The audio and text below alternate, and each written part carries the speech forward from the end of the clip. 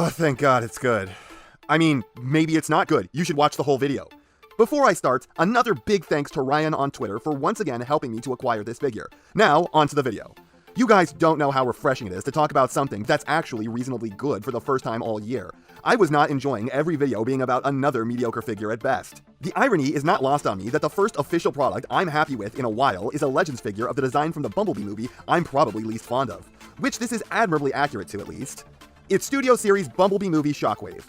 And yeah, like I said, I'm not really fond of this design. There's a lot to like, specifically that it does look like the character, but there are some real bad, odd points of this design in the movie. Like, what is up with Shockwave's head? Usually Shockwave has a normal-sized head that seems to have been chopped off at the forehead and turned into a diamond. For some reason, when they translated that for the movie, they interpreted that by making his head a triple-wide monstrosity. Did they think he needed a bigger head for a bigger brain? Or were they just like, well, the rest of his head had to go somewhere? What the hell is this? I love the fact that he basically got the correct dome, but it looks stupid because they blew it out of proportion. Speaking of blown out of proportion, what the fuck happened to his gun arm? The gun itself is the biggest piece of crap you could ever try to strap onto an arm, probably unbalancing him more than if you just hacked off his left leg. But it ends in the dumbest, dinkiest baby carrot of a barrel imaginable. Is your gun supposed to be a pressure washer or something? After the battle, do you need to go spray down your car? Is all that volume of, I guess, lasers getting crushed out through a drinking straw so they can, what, shoot harder? That's not how light works. God, just imagine if real guns looked like this thing. So yeah, the design this figure is based on would be good if it weren't for some kind of weird neurotic who has a thing for big hands, feet, and weird guns being put in charge of finalizing the proportions on it. Thankfully, the same person does not seem to have had any authority on making this figure, but they still clearly had enough influence to get the feet how they wanted.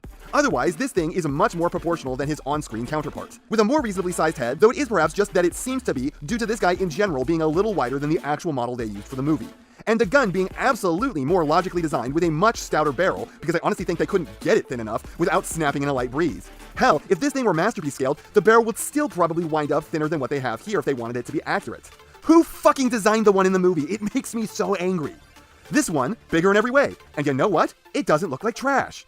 Anyways, this guy is extremely well done. His color breakup is well handled with several different colors of plastic, and he also got a fair amount of paint. Considering these details are so tiny, it's incredibly crisp. Like, how did they do these little fingers reaching into his eye? Man, that is just evolution telling you God hates you, isn't it? Like, imagine having 4 little bony fingers extending from your sockets gripping you by the eyeball. They aren't even Kubrick-style holding his eyes open, they are gripping him by the balls. I get how that sounded.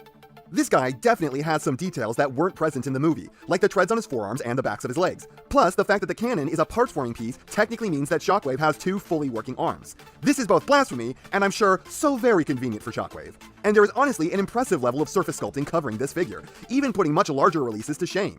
There's probably more sculpted detail on this 2-inch little figure than there is on the entirety of MMC First Aid. And while I've already talked a good bit about the head, it does still bear mentioning a little more that this is good. His ears are a little fat compared to the movie counterparts, but those things were so blade thin they were borderline 2-dimensional. So I don't blame Hasbro for wanting a figure that won't have disintegrating antenna, or one that kids can't use to slash up their friends. I like these little face vents. It's a strange and interesting new addition to Shockwave.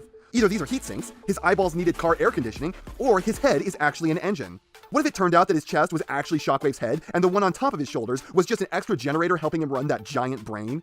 It looks like a Muppet. So yeah, the robot mode looks good. Better than the thing it's based on, even. He comes with only one accessory, and shocker, it's his gun. That was not meant to be any kind of play on words.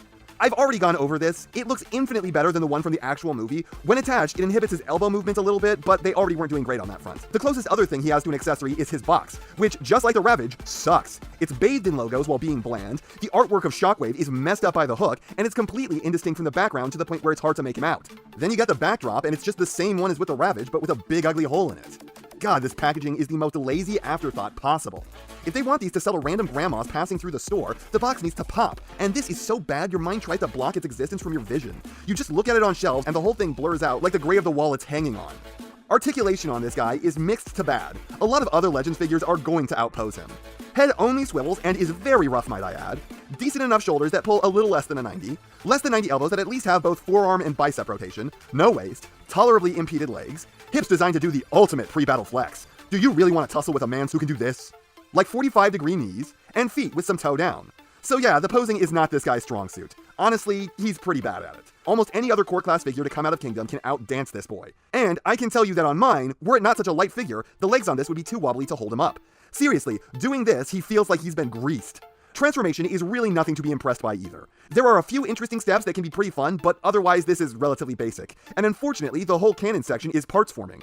You might say that's not really a big deal. Parts forming doesn't bother you as a step in the transformation. But that's really only half the problem. I know from personal experience, and since starting YouTube, I've gotten tons of confirmation from comments that I've received, parts forming pieces are losable, especially by younger people for whom a $10 price tag, as is on this, will be exceptionally appealing.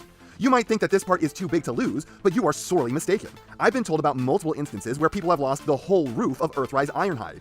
Hell, as a kid, I lost the entire back half of Rid 2001 Optimus. That's a chunk of plastic roughly 20 times the size of this whole figure, parts forming gun included, minimum.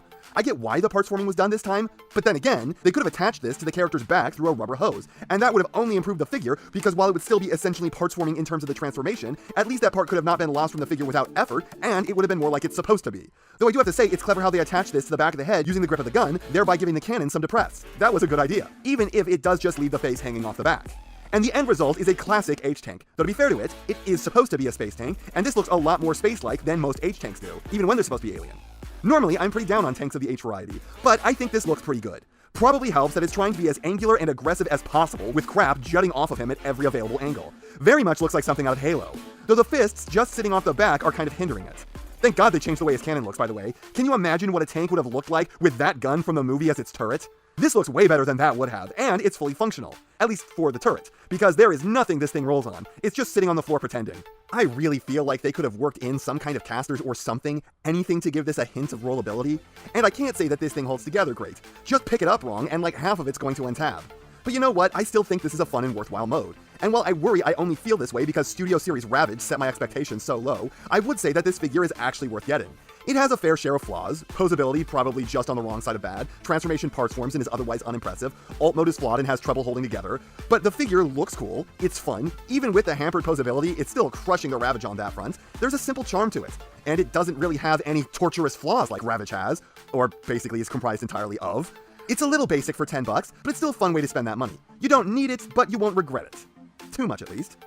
Also, Voyager scaled Shockwave when? And that's not half what I have to say, but it's enough what I have to say. And I know, you know, what everyone else tells you to do at the end of these videos. So, if you liked what you saw here, please do that. And if you'd like to take it a step further, then please, share this video with any friend you think may be interested. I hope you all enjoyed listening to me waste your time.